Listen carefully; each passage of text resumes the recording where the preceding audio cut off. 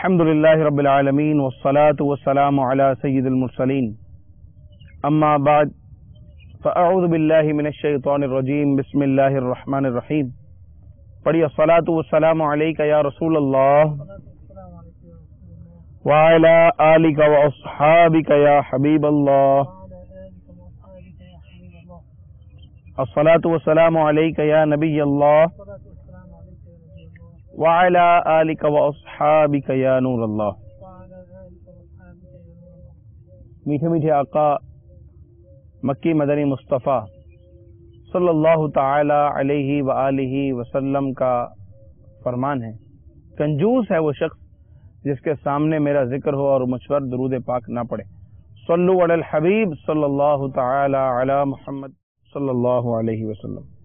پیارے و محترم اسلامی بھائیوں اور مدنی چینل کے ناظرین، مدنی چینل کا سلسلہ فیضان رمضان عربی زبان کے ساتھ نفحات رمضان میں ہم سب حاضر ہیں۔ فیضان رمضان کے ساتھ ساتھ دیگر مدنی پھول بیان کرنے کا سلسلہ ہے۔ فیضان رمضان ہمارے سامنے ہے، الحمدللہ وہ کتاب ہے جس کا انگلش میں بھی ترجمہ ہو چکا ہے، بلیسنگ آف رمضان، عربی میں بھی ترجمہ ہو چکا ہے، نفحات رمضان، اس کے علاوہ بھی دیگر زبانوں میں ترجمہ ہو چکا ہے تاکہ اس کائنات میں بسنے والے مختلف زبانوں کے لوگ اس کتاب سے استفادہ کر سکیں، فائدہ حاصل کر سکیں۔ انشاءاللہ آج مزید مدنی پھول آپ کی طرف بڑھائیں گے، مگر پہلے نیت کر لیجئے کہ اللہ تبارک و تعالی کی رضا حاصل کرنے کے لیے اول تا آخر سلسلے میں شریک رہیں گے، ہمدن گوش ہو کر توجہ کے ساتھ دین کی باتیں سنیں گے، سیکھیں گے، جو سیکھیں گے اسے آگے بھی بڑھائیں گے، دوسروں تک پہنچائیں گے۔ بلغوا عنی ولو آیہ کے تحت دوسروں کو بھی سکھائیں گے، اپنے بچوں کو، اپنے گھر والوں کو یہ احکام جو بیان ہو رہے ہیں وہ سکھائیں گے، خاص خاص باتیں لکھ کر محفوظ کر لیں گے۔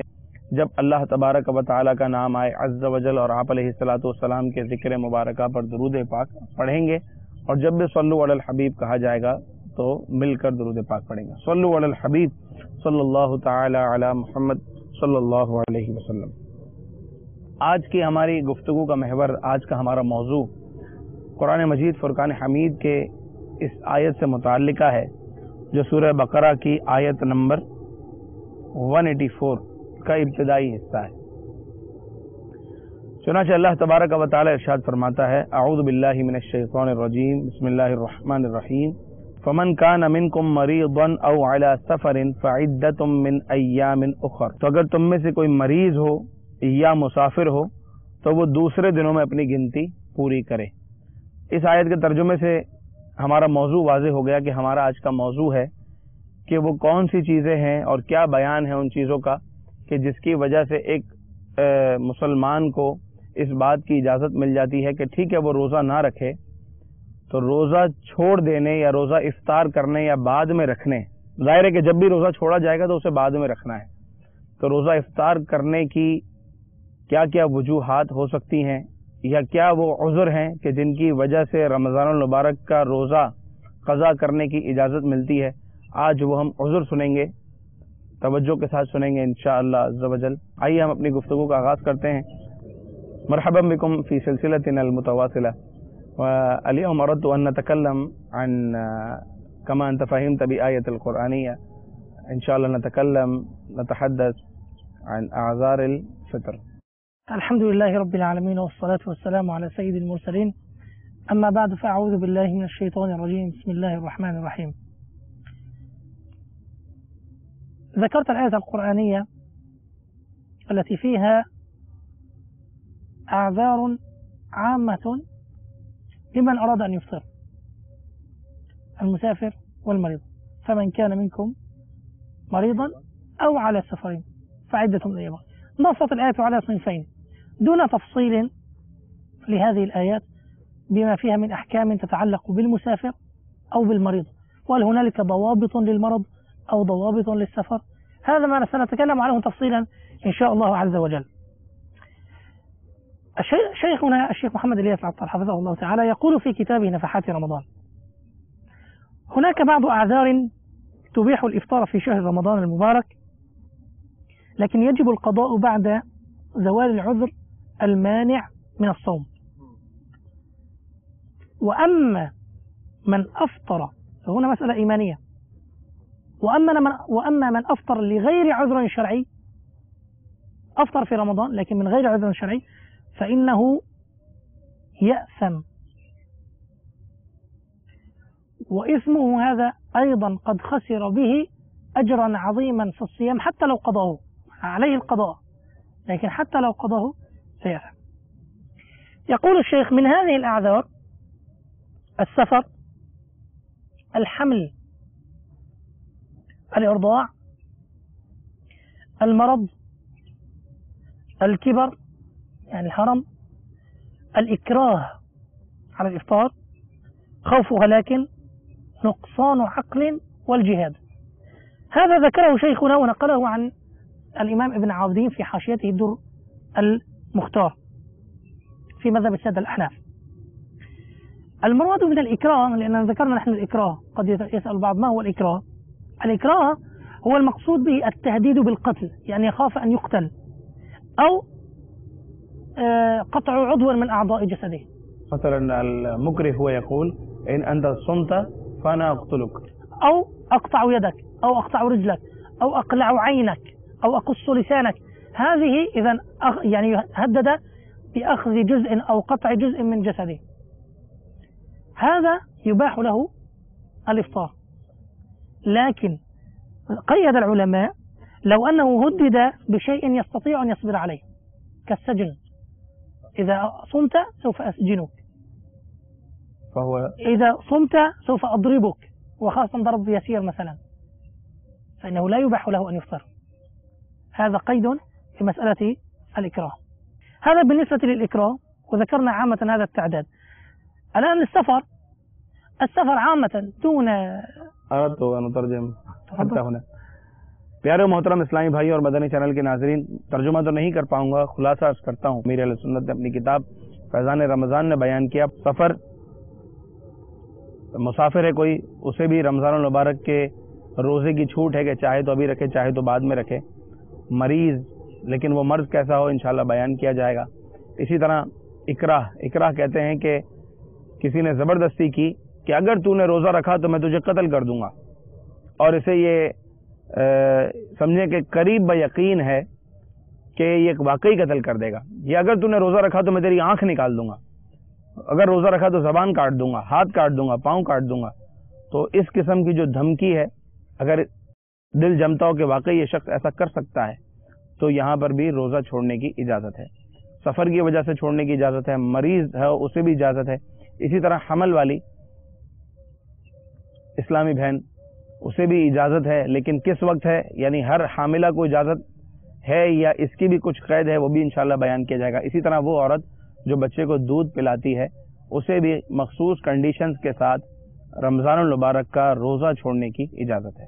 सल्लु अलल हबीब सल्लल्लाहु तआला अला मुहम्मद सल्लल्लाहु अलैहि वसल्लम। المسافر الذي خرج مسافة شرعية قدرها العلماء، ومنهم الإمام أحمد رضا خان كما ذكر ذلك شيخنا الشيخ محمد الياس، ب 92 كيلومتر تقريبا، هذا تقديرا. صيام وصلاة للمسافر له أن يقصر في الصلاة، بل في مذهب السادة الأحناف عليه أن يقصر الصلاة، لأن حكم قصر الصلاة للمسافر في مذهب السادة الحنفية واجب، بينما في باقي المذاهب هو رخصة، لكن في مذهب السادة الأحناف هو واجب، الصلاة واجب عليه قصر. بالنسبة للصيام فإنه مخير. لماذا؟ لنص الله سبحانه وتعالى بعد نفس الآية ذكر في النهاية قول الله سبحانه وتعالى: وأن تصوموا خير لكم إن كنتم تعلمون.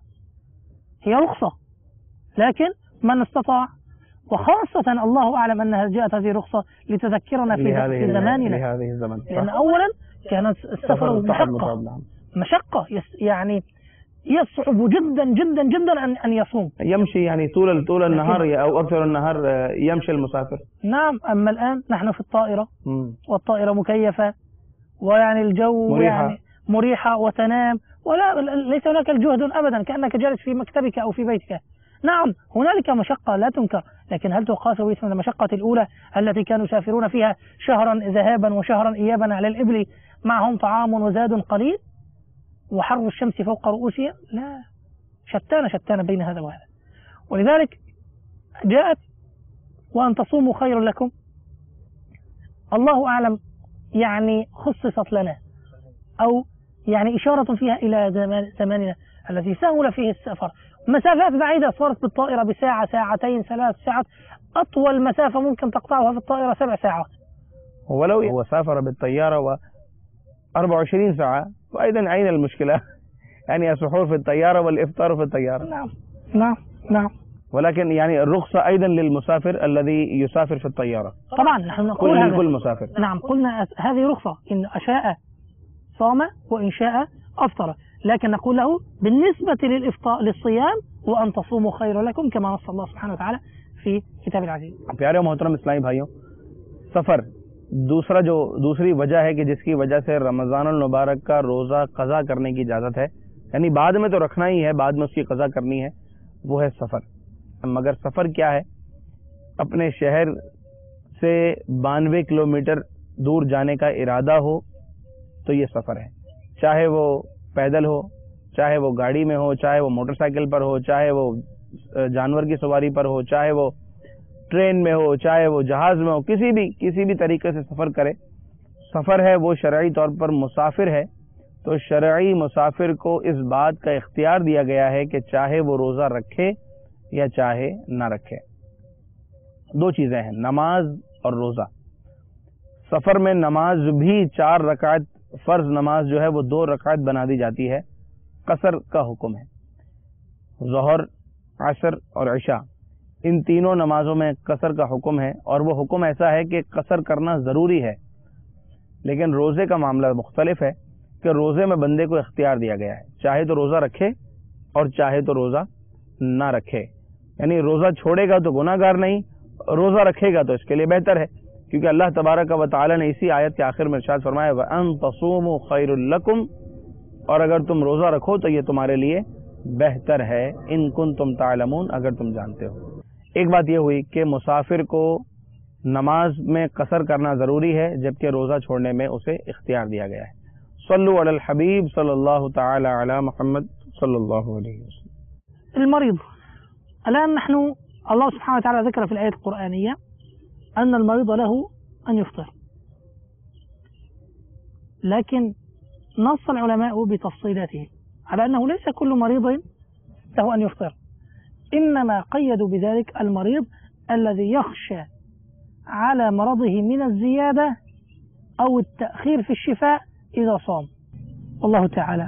तो प्यारे मोहतरम इस्लामी भाइयों, मुसाफिर को रोज़ा कज़ा करने की इजाज़त है, इसी तरह मरीज़ बीमार को भी रोज़ा कज़ा करने की इजाज़त है। लेकिन कौन सा बीमार? वो मरीज़ के रोज़े की वजह से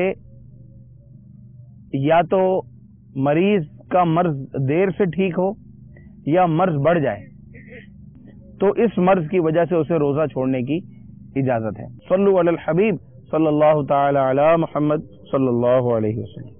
حديث وردت عن النبي عليه الصلاة والسلام في هذا الباب.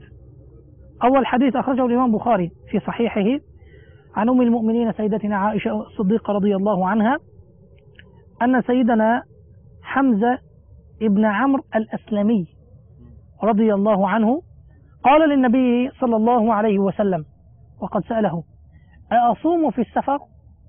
سأل النبي عليه الصلاة والسلام، وكان كثير الصيام، هذا الرجل كان كثير الصيام، فقال النبي عليه الصلاة والسلام له إن شئت فصم وإن شئت فأفطر. إذن أباح له، لم يقيد له، مع أنه سأل. والسفر كيف؟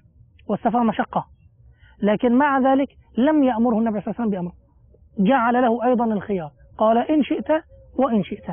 هذا حديث آخر أخرجه الإمام مسلم في صحيحه عن سيدنا أبي سعيد الخدري رضي الله عنه قال غزونا مع رسول الله صلى الله عليه وسلم ل16 مضت من رمضان، تاريخ 16 من رمضان، فمنا من صام ومنا من أفطر، فلم يعب الصائم على المفطر ولا المفطر على الصائم، ليس هناك حرج لهذا ولا لهذا، ولا لأحد أن يتكلم على أحد في هذه المسألة. هذه كانت أخلاق الصحابة رضي الله عنهم وأرضاهم. سبحان الله سبحان الله. حديث آخر أخرجه الإمام الترمذي في سننه عن سيدنا أنس بن مالك رضي الله عنه أن رسول الله صلى الله عليه وسلم قال: إن الله تعالى وضع على المسافر شطر الصلاة. إن الله تعالى وضع عن المسافر شطر الصلاة، أي نصف الصلاة، والمقصود بها الرباعية. ونحن نعلم أن القصر للصلاة في الصلوات للمسافر للرباعية: الظهر، العصر، العشاء، 3 صلوات تقصر من 4 إلى 2. إن الله تعالى وضع عن المسافر شطر الصلاة، وعن المسافر والحامل والمرضع الصوم.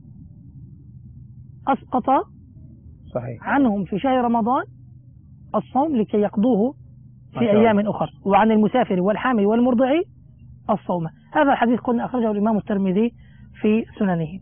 فهذه 3 أحاديث يعني تدلنا على مدى تيسير الدين لمسألة الإفطار للمعذورين. नबी पाक सल्लल्लाहु ताला अलैहि वसल्लम के साथ सहाबा कराम अलैहिम रिदवान थे। ग़ज़वे में सफ़र हुआ, 16 रमज़ान थी। बाद सहाबा ने रोज़ा रखा, बाद ने रोज़ा नहीं रखा। जिन्होंने रोज़ा नहीं रखा उन्होंने रोज़ा रखने वालों को कुछ ना कहा, और जिन्होंने रोज़ा रखा उन्होंने रोज़ा ना रखने वालों पर कोई ऐब नहीं लगाया। दोनों अपनी अपनी जगह रहे, क्योंकि हदीस पाक है। एक सहाबी रज़ी अल्लाह ताला अन्हु ने अर्ज़ की कि या रसूलुल्लाह सल्लल्लाहु अलैहि वसल्लम, मैं क्या सफ़र में रोज़ा रखूँ? और वो सहाबी बहुत ज़्यादा रोज़े रखा करते थे। फरमाया चाहो तो रखो, चाहो तो ना रखो।